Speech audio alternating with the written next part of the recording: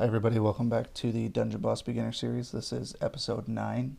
Today I'm going to talk about Evo Island and a couple of basic things about that.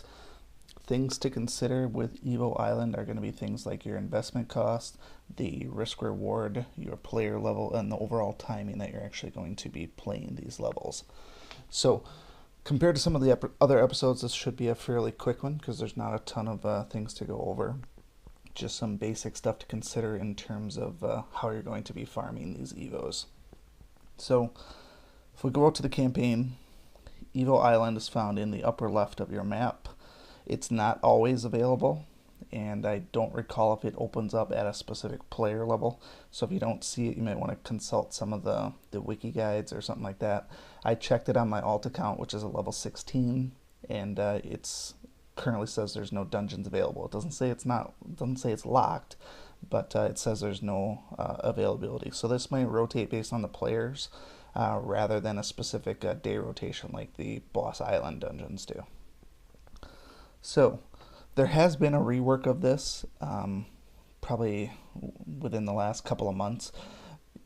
Previously, every single one of these dungeons cost 15 stamina to enter, so you really had to weigh the pros and cons in terms of if you wanted to actually do these. Now, when we want to consider things like the risk and reward, let's consider the basics here. If you want to run all of these every single day, you have 5, 10, 15, 20 stamina per. So 35, 45, 50 total stamina to run all of these. If you are a lower level player and you are still sitting on, let's say, 30 stamina, you have to kind of determine if this is going to be a good use of your stamina, or you would be better off farming tokens and such like that. So in terms of risk reward, you have to consider whether or not you're actually going to get what you want. So in general, the nice thing about this is that every single level of these can net you some celestial evos. So at the very least, every single person should probably do the first 2 dungeons every single day, because the 5 stamina one is no different than any other dungeon. You can kind of sneak it in wherever possible. So for me, if I wanted to spend 50 stamina on these daily, I then have to gauge when would be the best time to do so, and that's going to talk about our timing issues.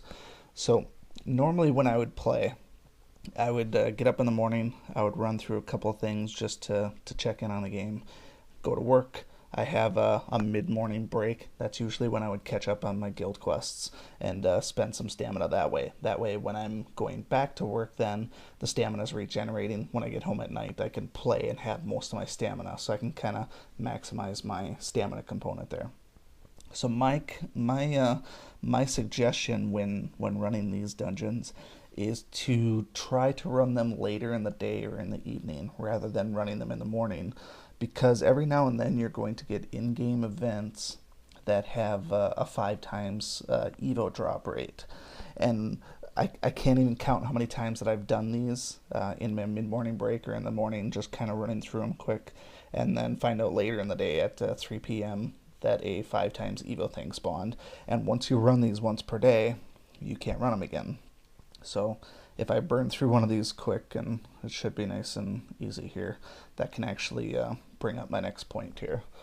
So you want to time these out so that you can actually plan for any days that might end up with a 5 times Evo drop. But the thing is, depending on your player level and how much stamina you have, that might not always be the case, because if you save these towards the end of the day, or at least till after a certain point, then you run the risk of not having enough stamina to complete it, and then you're waiting on stamina reset, and also you're taking away from your other responsibilities, your token farming and things like that.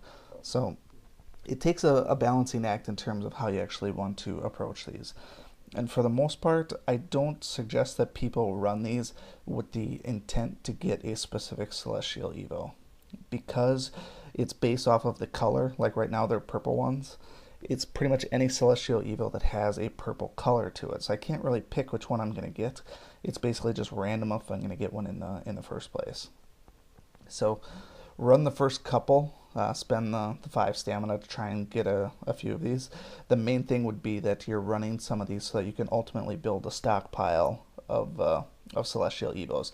That way when you unlock a specific hero, you don't have to go around looking to farm for the actual Evos themselves. You might actually have a backlog of them, and I've had that happen with a number of heroes after I started really investing more so in the VIP later in the game. We see here that I actually got a celestial chest there, and you can tell by the way that the chest actually looks if it's a celestial one. And then I'm getting, I think that is a cold fire. It is. So I probably don't need that one, but like I said, that can be used in other recipes, and it can also be broken down as well. So let's get into the drop rates and such like that. I talked a little bit about the 5 times Evo drop. I also mentioned in the last episode that I felt that the drop rate was about 1 to 2%. The drop rate is significantly higher on Evo Island, which is why sometimes it's not open and why you can only run it once per day, and also why it's limited to specific colors and why it costs more stamina than regular dungeons. So if I were to run all of these per day, all 5 dungeons per day, would I get a celestial in every single one of them? Probably not. I would say that one that I just got there is probably about on par with what I'd expect. I expect the drop rate to be out here about 20%. If I run all 5 per day, I'm expecting to get at least 1 celestial Evo. That's kind of where I figure things to be. And I've run these enough times to kind of get some benchmark numbers on those as well, and it is about 20%. So the numbers are quite a bit better, but if you have to run all 5 of these to get 1 celestial Evo, consider how much you're actually spending. You're spending 50 stamina to get 1 celestial Evo. Depending on where you are in the game, is that 50 stamina better spent elsewhere? Or is this a good investment cost for you? Are you content spending 50 stamina per day in the hopes of getting celestial Evos that you might not actually need, and end up in a situation where you are looking like this here and you have, for example, 21 Moonlight Evos that you're just never going to use? Or in my case, I had a Cold Fire that I just found, which, like I said, I didn't actually need.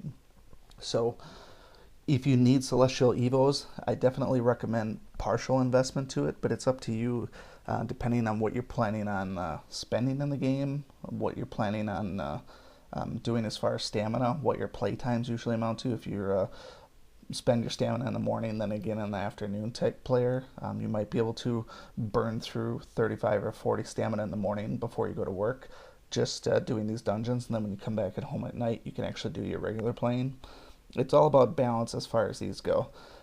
As you get later and later in the game, you'll probably find yourself not needing to run those as much because you have most of your heroes fully ascended. And also, if you do end up committing to VIP levels, or you have tons of gems and you're doing times 10 summons, you will find that when you do the heroic summon, if you end up doing like times 10 summons here, or even just random summons, a lot of these will also drop Celestial Evos at random as well.